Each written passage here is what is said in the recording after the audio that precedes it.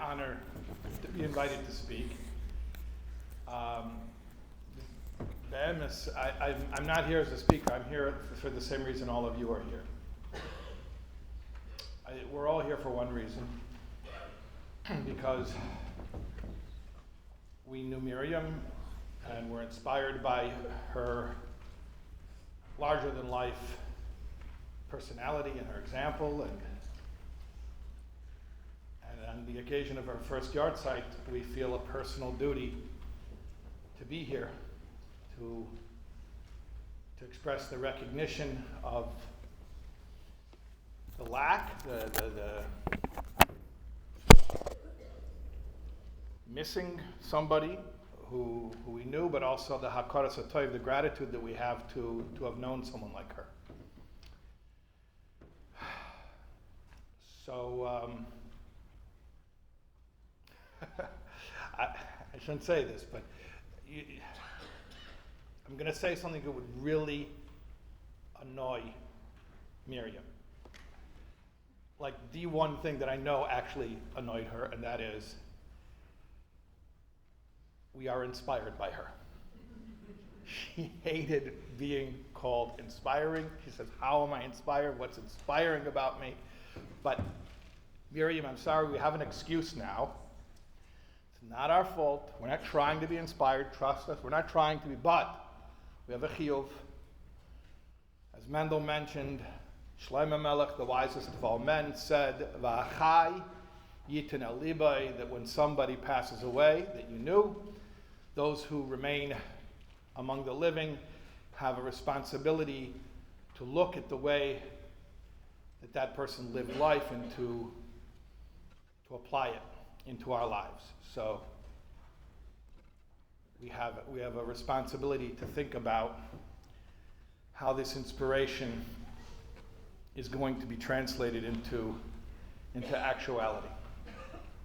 So again, sorry Miriam, but Shlomo Melech said, we have no choice, so we have to do. When I was speaking to Mendel about this event, let me take you back actually. How did I meet Miriam? Does anyone know? I saw a few people, the family, Mishpacha knows. Okay. I met Miriam before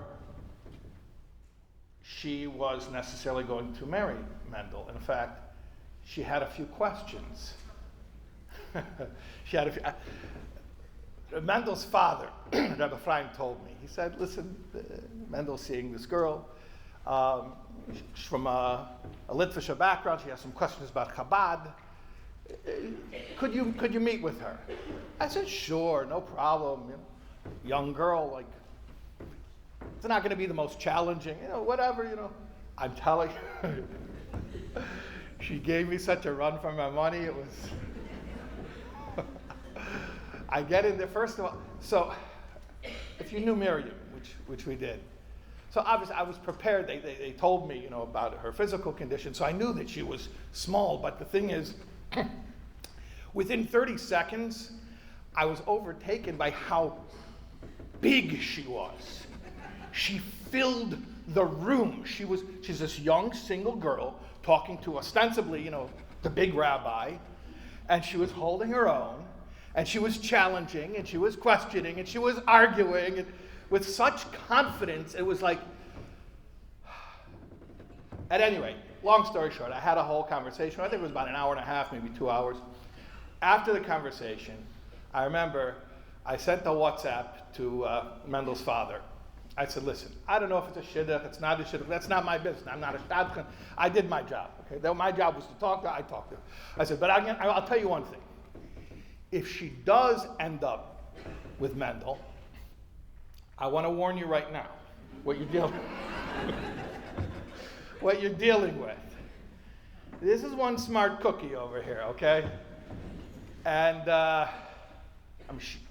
she learned. She was a scholar. She learned. She was a serious scholar. I said, if she's going to end up with Mendel, she's going to learn all of the Sfarim that she was challenging me about, the Chabad Sfarim, the Chassidus, and she's going to turn around and she is going to teach it to Chabad. I said, I promise you she's going to become like a big mashpia in Chabad. And I would like to take some credit that my prediction was very much on path to coming true. We know that we saw in the video by Mendy Kotlarski was speaking about how Miriam took her shlucha training classes, and she was ready to go out in shlichus, and it was a serious thing for her when she signed on the dotted line to dedicate her life to shlichus.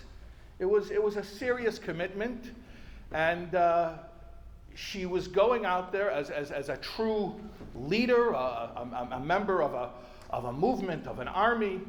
And yes, so I just want to say my prediction was pretty good. Okay.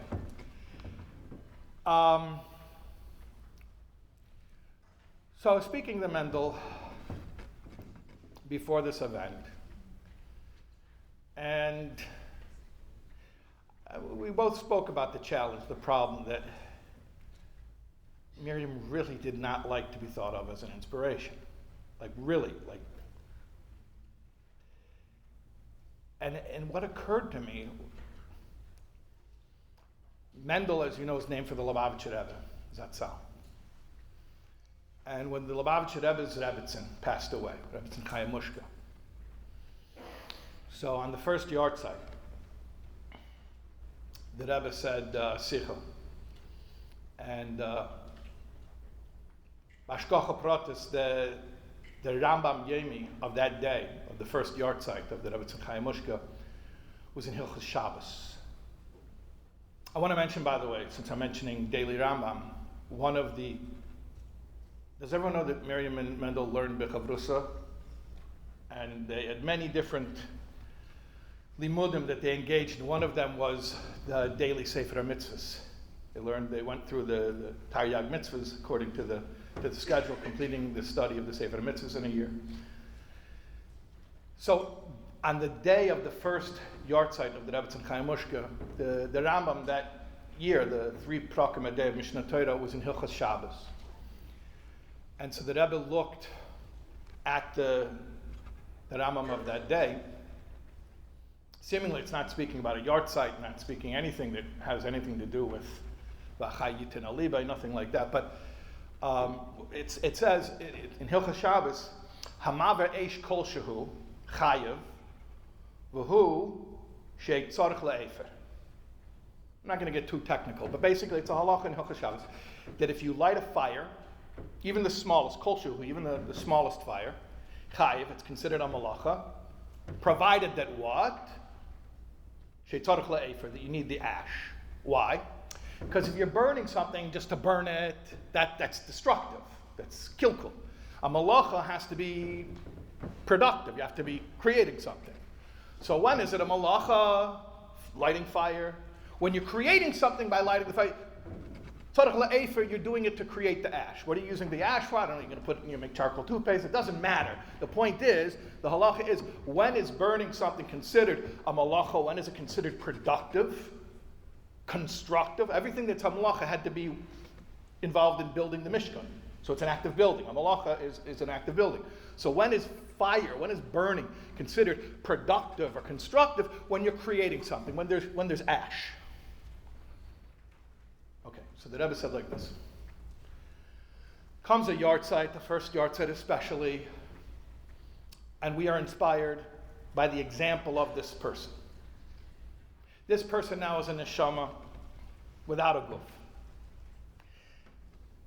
So their koyach, their energy, is a completely spiritual energy. And this neshama is ma'ir us, we're feeling it, whether we're conscious of it or not, but there's a certain hisayrus, and there's an excitement, but that's all eish, that's all fire. Inspiration. Yuck. When is eish a malacha? When is it building? When does it mean something of value? When something physical comes out of it. When it is, v'hu she'tzorich le'efer, when you're creating something physical.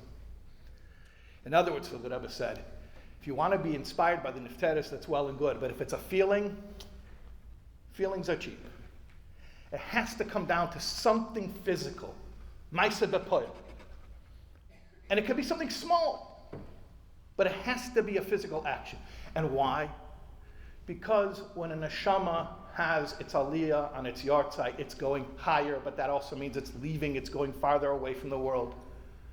And the one thing the neshama has everything in Gan Eden. For a neshama, Gan Eden is absolute bliss, but there's one thing it's missing that it yearns for, is the ability to do something physical in this world.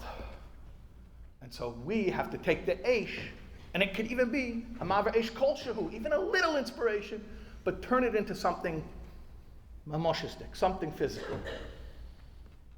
An act, a word, something that you have to use your body to do.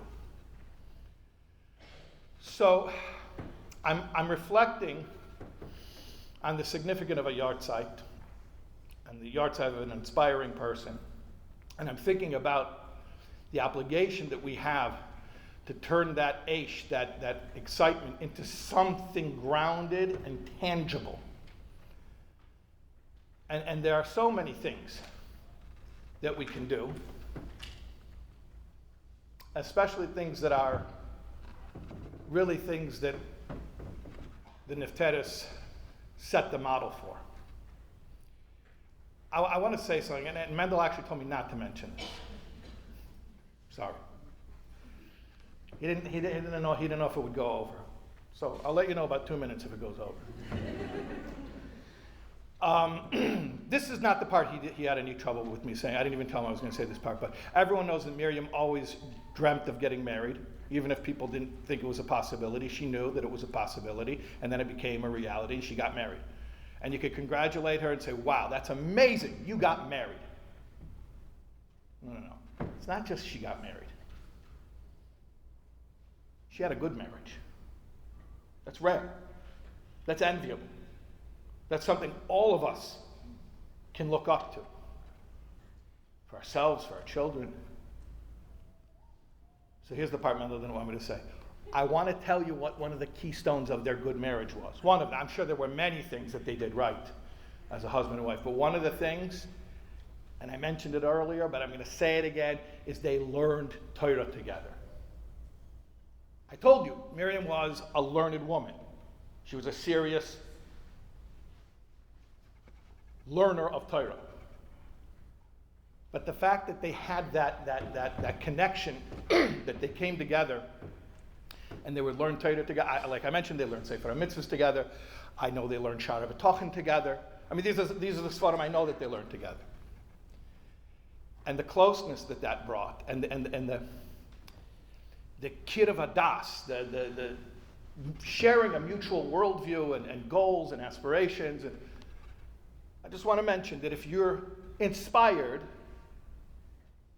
if you want to take the fire and turn it into something tangible, that would definitely be a good v'hachai yitinel libay that would enrich your family and, by extension, the whole community. Something definitely to model. And it doesn't matter what you learn. The point is you're coming together and you're learning. And we know that Torah was given to bring shalom into the world. And there's no greater shalom than shalom bayis. All the peace in the world emanates from the peace between a husband and a wife. So that's one thing to emulate. We know that Miriam loved children. She devoted her life as a single person to children, helping children. And ultimately, she wanted to have her own children as well. She was Moshe Nefesh to try to have children. If we want to take some of the eish, some of the inspirational fire, and apply it to something practical, there's certainly much to be done in the realm of children.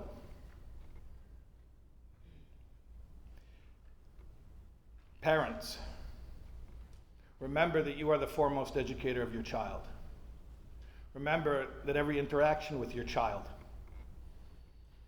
has a lifelong effect on your child's self-concept, on their worldview, on their self-confidence, on their ability to succeed. I want to mention also Miriam's parents, who clearly infused her with that attitude that everything is possible, that doesn't come from nowhere. And we can also emulate them. We can emulate the proof of their good parenting that we see in how Miriam lived. If you're a parent, teach your children how precious they are by treating them as precious. It's easy to forget. You know, these little people live in our house and they eat our food and they ask to be driven all around, and you know, it gets annoying after a while, you know. But the reality is that every child that comes to this world is a neshama. And every neshama is a godly being, a chelik elokam imal. Like the Balatanya adds mamash, which means even in the physical body, they continue to be a chelik elokam imal. So if you can cherish your children, treat them with love, with respect, with dignity, I think that is a that will enrich not only individual families, but by extension the entire community. There's a story in the Gemara, it was actually in the Daf Yomi a few weeks ago, still in Avodah Zarah. Earlier in the Sechta, it was the story of one of the Sarei Haruge Malchus, Rabbi Hanina ben Tradian, some Gersais is Hananya ben Tradian. But he was one of the 10 martyrs that we read about in Yom Kippur. And we know that all the 10 martyrs were executed in particularly gruesome ways. And the execution of Rabbi Hanina ben Tradian was that they wrapped him in a Torah scroll and they set fire to it. And they burned him alive. So at that moment, his Talmidim were with him. They were standing around him. And they didn't abandon him in his last moment. And the Talmidim were watching him, and I suppose they saw that there was something going on behind his eyes. And the Talmidim asked Rabbi Hanina ben Tradian, Ma taroya, what do you see? So the Eila Katana, Rabbi Hanina, says, Gvilin nisrofen, v'oisius parachos. I see the parchment is burning, but the letters are taking flight. What is this describing what's happening here at this moment? It's a mashal. It's a literal, but it's also a figurative description. Rabbi Hanina himself is a burning Sefer Torah. His body is being consumed in flames. And he's describing the parchment is burning. Right? The parchment, the physical Sefer Torah is being destroyed. It's also the living Sefer Torah. Rabbi Hanina himself is a Sefer Torah being destroyed. But what is being destroyed? Gvilin nisrofen, the parchment is being destroyed. The physical object is being destroyed. The Romans can destroy the physical object. But the oisius, that means the chokhmah, the light, the clarity, they take flight. And they go all over the world. Meaning they can destroy the physical Sefer Torah. They can destroy the physical body, but they cannot destroy the oir, the light, the ruchnias. And especially the hashpah of a teacher upon a student. That everything that Rabbi Hanina gave to his Talmidim, the Romans could take away his body so he couldn't physically be here in this physical world anymore, but everything he had given them his dedication, his devotion to them as students could never be taken away. And to the contrary, not only can it not be taken away, Oises Parchus, it's flying all over the world because he has Talmidim and Talmidim of Talmidim, and everything that he invested into them lives on.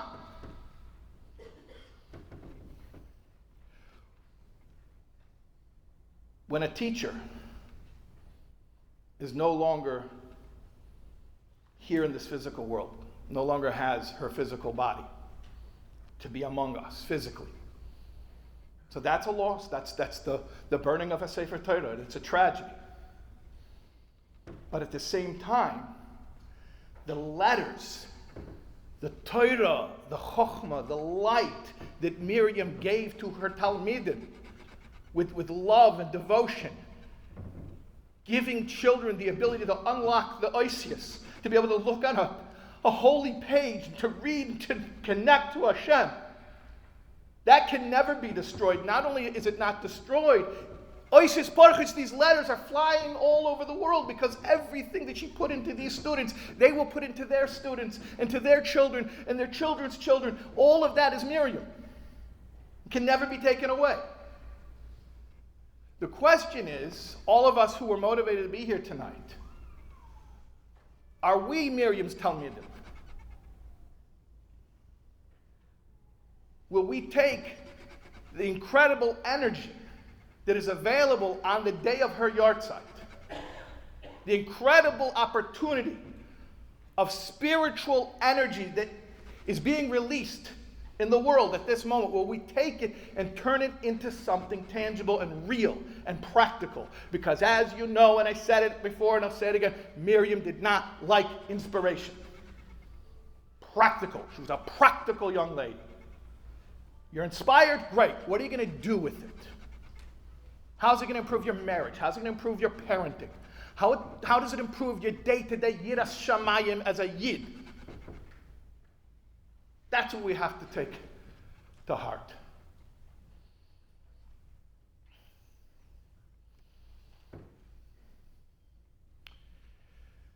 I was, a number of years ago,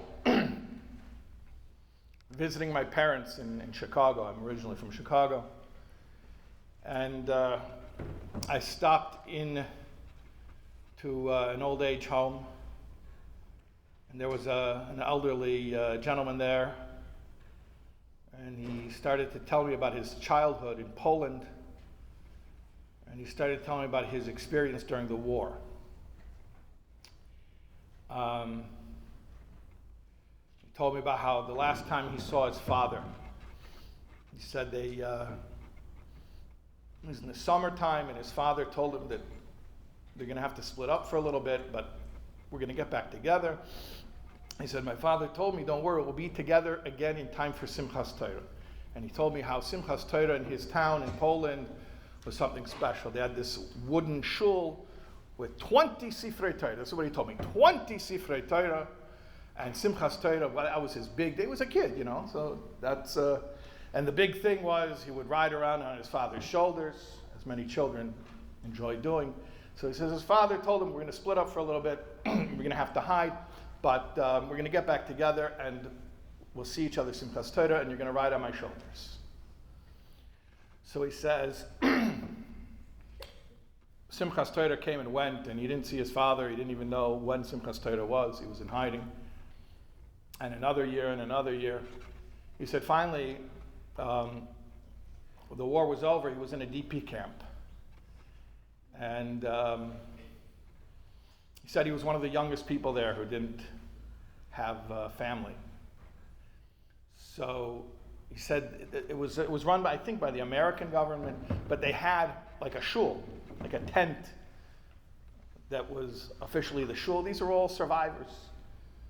This is right after the war. And so he said it was Simchas Torah, first Simchas Torah after the war. And he said they had a Sefer Torah. And it was Simchas Torah, and understandably nobody was dancing. There was no dancing. And he said that he got up, took the initiative on his own. He started dancing around the bima by himself. And he said people were watching him, and he said they were disapproving. He said some I think were worried about me. Maybe I lost my mind. Some were upset. They thought that it was inappropriate. So he says one of the men comes over to me and says to me, "Yingel still. What are you doing?"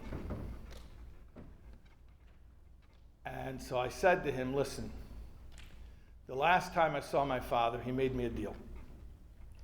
We're going to get together again when this nightmare is over, and we're going to meet up on Simchas Torah, and I'm going to dance on his shoulders like the good old days."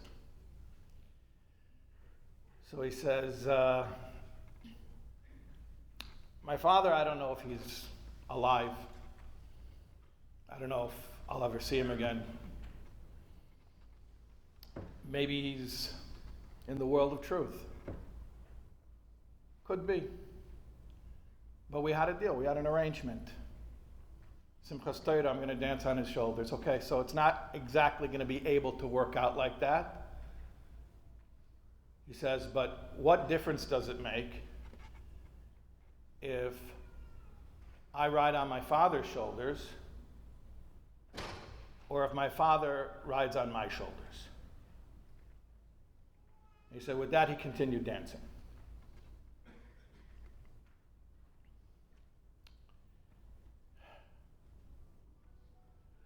The neshamas that are in Olam HaEmes literally are riding on our shoulders. They don't have the ability to do mitzvahs in this world. It's the one thing they're missing. And they look to us to be their body. Literally, to ride on our shoulders. When we do a mitzvah, lo ilui nishmas, what's the whole point of that? The point of that is the neshama can't do it, but we can. Why? What do we have that they don't have? One thing, we have bodies.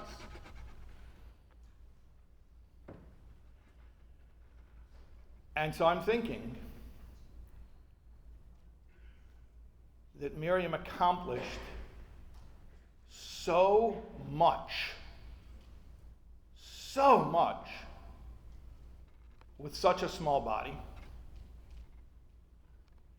Imagine what she's going to continue accomplishing with no body. Because it's not that she really has no body. She has many bodies. She has her Talmidim. She has us. And when we take the inspiration and we turn it into a practical action the way Miriam would want it to be, we are letting her ride on our shoulders. We're giving her the satisfaction to see that what she lived for is continuing and will not stop until the world is perfected, until Mashiach, which is the end goal.